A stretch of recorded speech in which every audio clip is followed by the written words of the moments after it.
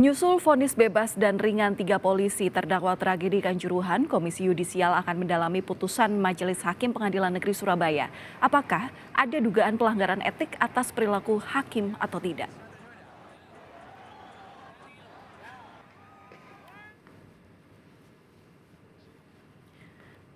Juru bicara Komisi Yudisial Miko Ginting mengatakan kalau penilaian atas pembuktian itu memang ranahnya upaya hukum.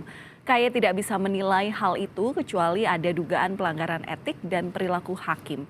Untuk menemukan dugaan pelanggaran etik dan perilaku hakim, KY akan melakukan pendalaman dulu terhadap putusan tersebut.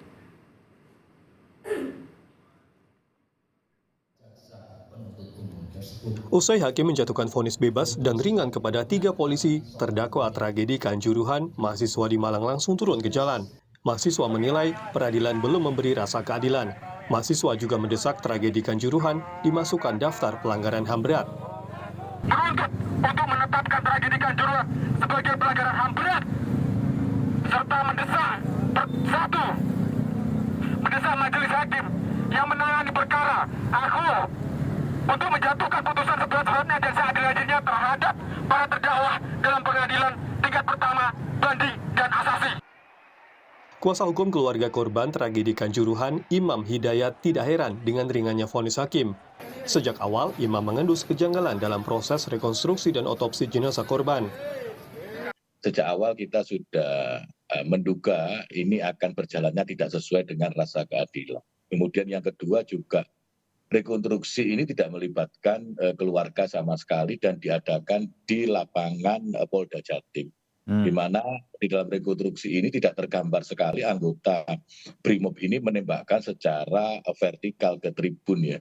Kemudian juga hasil ekshumasi ya oleh Dr. Nabil juga jauh api daripada panggang yang menyatakan bahwa kematian dua putri Mas Devi Ato ini karena akibat benda tumpul.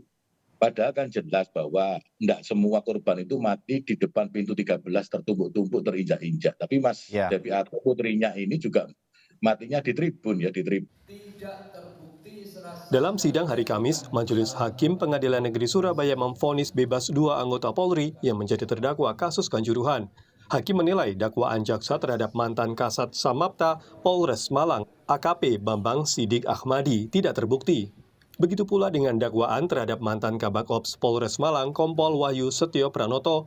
Hakim menilai Kompol Wahyu tidak terbukti memerintahkan X dan Ki-1 Brimob Jatim AKP Hasdarmawan untuk menembakkan gas air mata ke arah supporter Arema.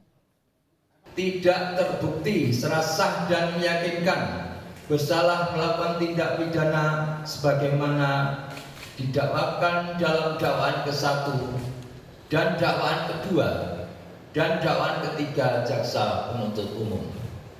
2. Membebaskan terdakwa. Selain vonis bebas, hakim juga menjatuhkan vonis terhadap AKP Hasdarmawan 1 tahun 6 bulan penjara, lebih ringan dari tuntutan jaksa 3 tahun penjara.